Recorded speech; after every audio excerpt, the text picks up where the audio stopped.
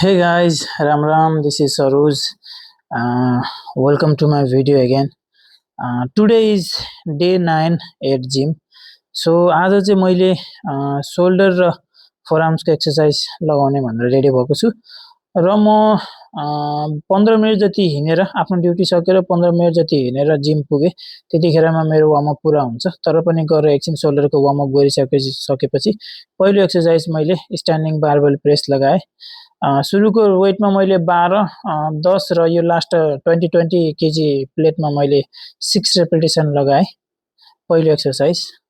र दोस्रो एक्सर्साइजमा मैले सिटेड डम्बल बेन्च प्रेस लगाएँ। यसमा मैले 20 केजीको डम्बलबाट सुरु गरेको थिएँ।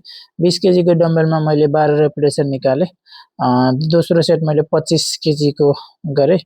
25 केजीकोमा मैले 8 रेपिटेसन निकालेको थिएँ र त्यसपछि मैले 30 केजीको डम्बलले गरेँ। यो चाहिँ 30 केजीको डम्बलमा मैले भनेको 4 रेपिटेसन निकालेँ। 5 रेपिटेसन निकाल्न खोज्दै थिएँ, 5 रेपिटेसन अलि सकिनँ र यो थियो मेरो दोस्रो एक्सर्साइज सोल्डरको लागि सिटेड डम्बल सोल्डर प्रेस। र तेस्रो एक्सर्साइज रहेको छ स्ट्यान्डिङ ल्याटरल रेज तपाईको मिडल सोल्डरको लागि। यसमा मैले 12 केजीको वेटबाट सुरु गरेको थिएँ। 12 केजीको वेटमा मैले 12 रेपिटेसन, त्यसपछि 15 को वेटमा मैले 10 रेपिटेसन र 18 केजी मेरो लास्ट थियो। 18 केजीको मैले फेलियरसम्म गरेँ। 7 रेपिटेसन निकालेर मैले तेस्रो एक्सर्साइज ल्याटरल रेज फिनिस गरेँ।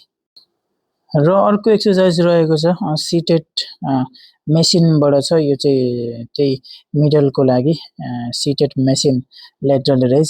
यसमा पनि मैले 3 सेट 12, 10, 8 रेपिटेसन गरेँ। त्यसपछि अर्को एक्सर्साइज रहेको छ मेसिनमा हैन, मेसिन फ्लाइ रिभर्स। यो चाहिँ हाम्रो रेयर डेल्टाको लागि, जुन हाम्रो सोल्डरमा रेयर डेल्टा हुन्छ पछाडिपट्टि मिडल ब्याकको साइडमा, त्यसको लागि मैले यसमा सेकेन्ड सेटदेखि अलिकति ह्याभीमा गरेर लास्टमा गएर फेलियरसम्म गरेँ। यसमा पनि मैले 15, 12, 10 रेपिटेसन गरेर 3 सेट गरेँ। र सोल्डरको लागि अर्को एक्सर्साइज रहेको छ फिनिसर एक्सर्साइज। यो चाहिँ तपाईको मेसिन डिप्स। यसमा चाहिँ तपाईको ओभरअल सोल्डर भयो, ट्राइसेप्स भयो हैन, अनि तपाईको जुन साइड चेस्ट मसल भयो, फोरआर्म्स भयो टार्गेट गर्छ। तर तपाईले चाहिँ धेरै पछाडी नआइकन आफ्नो सोल्डरलाई फोकस गरेर चाहिँ गर्नुपर्ने हुन्छ। यसको पनि मैले 3 सेट गरेँ। 15, 12, 10 रेपिटेसन गरेर धेरै समयपछि यो एक्सर्साइज गरेँ मैले। र अन्तिममा रहेको छ फोरआर्म्सको लागि। फोरआर्म्समा पनि मैले 3 सेट गरेँ। तपाईको सुरुमा 18.5 केजीको इजी बार र त्यसपछि 22 केजीको 22.5 केजीको इजी बार र त्यसपछि 25 केजीको बारले गरेर 3 सेटसम्म गरेँ। र एक्सर्साइज सकेपछि मैले अलिकति पोजिङ गरेँ, ताकि स्ट्रेचिङ गरेँ, ताकि मेरो जति पनि एक्सर्साइज गरेको मसलहरु टाइटनेस छ त्यो चाहिँ रिलिज होस् भनेर।